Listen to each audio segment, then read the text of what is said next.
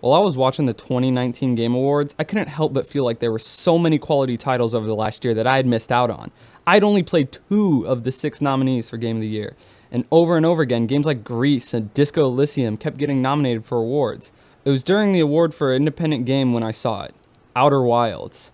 I looked at it at first and I was like, Outer Wilds? That's eerily close to that game Outer Worlds that was also a sci-fi game that also came out this year. Huh. I didn't think much of it at the time, but weeks later I saw Outer Wilds on the Game Pass and I decided to download it and give it a try. What I found was not only one of the most underrated games of 2019, but one of my favorite games of all time. This is the Outer Wilds.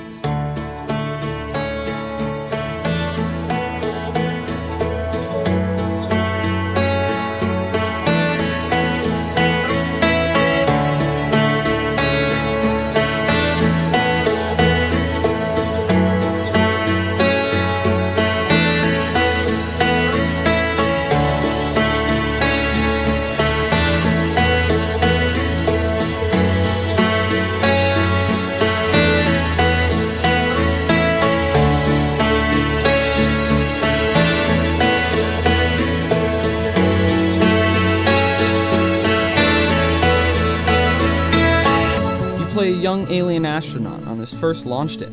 After telling your whole village goodbye, you take to the stars exploring stunning planets and ancient ruins. But there's a twist.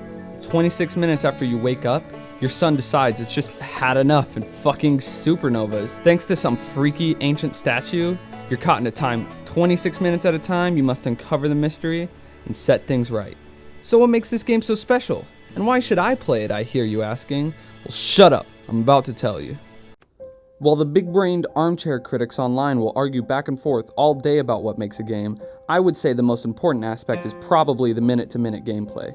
If I'm not regularly engaged in playing your game, why would I play it again, and again, and again, and again, and again? The Outer Wilds is more of a barren game, with most of its gameplay centered around traveling. I mean, you're an astronaut, it's not really that surprising. However, the game's movement is handled very well. Your spaceship has a little bit of weight to it, so maneuvering can be tricky at first, but once you've got it mastered, it's a blast. Gravity and the lack thereof have real effects on your ship.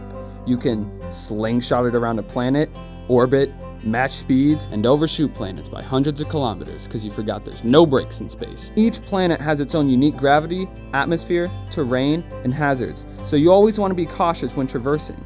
It's a good idea to get to know your scout launcher. The Scout Launcher is a multi-purpose probe that can be used to view distant objects, detect hazards such as the game's deadly ghost matter, test the environment's effects, light up a dark cave, or just take some gorgeous self-portraits. With some practice, the Scout Launcher becomes an extension of yourself, and it makes navigating and puzzle solving much easier. Most of the mechanics aren't really that complex, except for you, Quantum Moon. Fuck you. The game is filled with small but simple mechanics that all interact with one another and build on each other. Learning these mechanics can be a bit of an issue, given the only time the game explains anything is on the plaques in the museum on the home planet. My first playthrough, and I'm willing to bet many people's first playthroughs, looked like this. Where's the observatory? Where am I? What is this? What's that? Where do I find the launch codes? What the fuck? So I was clueless as to why these rocks are moving, or what these little crystals were. And while it really doesn't leave you hanging much, some of the puzzles, especially the endgame puzzles, can be a bitch, and leave you clueless and scrambling for any walkthrough online. And why, yes, the puzzles can be frustrating, the main game isn't about the puzzles. It's about the exploration. Exploration is the foundation of this game. Every mechanic in the game is centered around it, and every inch of the world is built for it. Everything is done in service of the game's themes and enhances the experience for the player. But how exactly? What tools does the Outer Wilds use to get you hooked and to get you to keep climbing into your ship every time you wake up? The game is so addicting because of how they control the rate at which you discover things.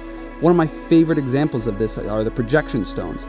You find these in Know My Ruins, and when you use them in a projection pool, they give you a glimpse of a projection pool in another location, usually an important one.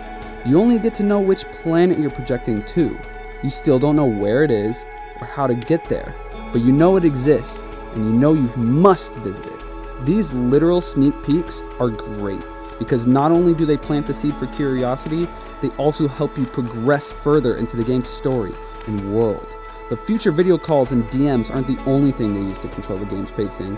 And in fact, the thing that limits you the most is time, which is ironic given you're in a time loop. But the game's 26-minute cycle means you have enough time to explore and discover freely without much urgency, but it always seems to come so soon, with what you found only leaving more questions, only to find yourself back home on Timber Hearth, ready to take off once more. The game isn't telling you need to go back out and explore. In fact, outside from getting the launch codes in the beginning, not a single character in the game tells you need to do anything. People will suggest things in optional dialogue, but in the only mandatory dialogue in the whole game, you are asked, what are you going to explore first?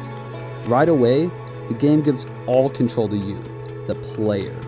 But they know just when and how to pull the strings and push you along. But what is the point of discovery without progression? And how can a game that repeats give you permanent progression? The Outer Wilds is very open. Since the whole game repeats the same 26 minutes, you can go and beat the game at any time.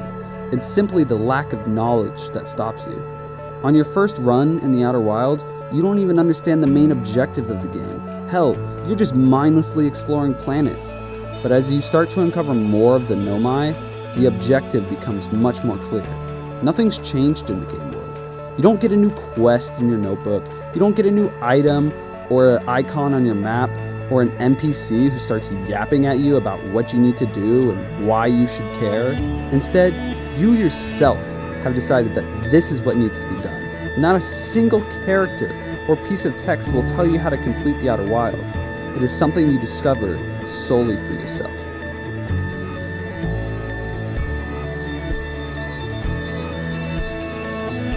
The mystery is everything in the Outer Wilds. The game is built around it, so the way it treats it is vital to the overall experience. All the location and points of interest are connected in some way or another, and upon discovery, you'll get an update in your ship's computer, which stores everything in a web pattern with little cliff notes, because we're all prone to being dumb sometimes. And launch!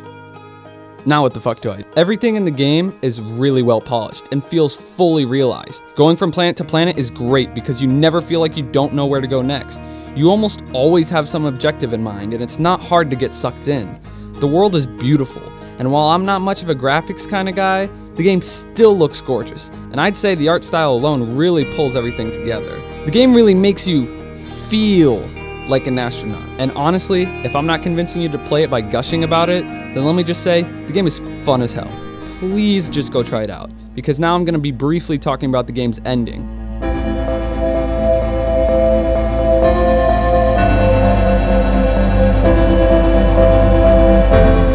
Beating the game isn't exactly the most difficult, but the game doesn't really help you with the details, specifically the Ash Twin project.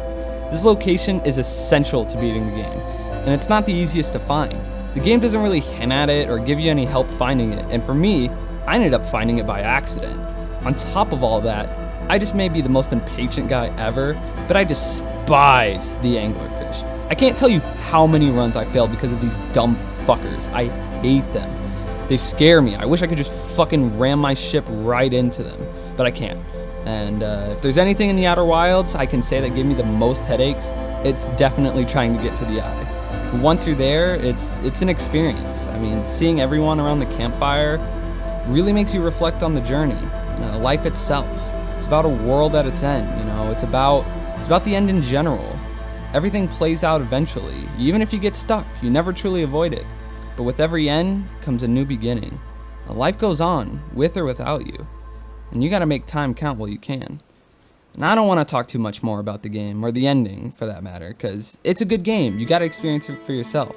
And if you're still not convinced, that's fine. I'm not gonna force you to do anything. It's your preference. But if you enjoyed, please like and share the video. Maybe even subscribe, because I might have more content coming if this turns out well. I guess now all that's left to say is thank you all for watching, and have an amazing day.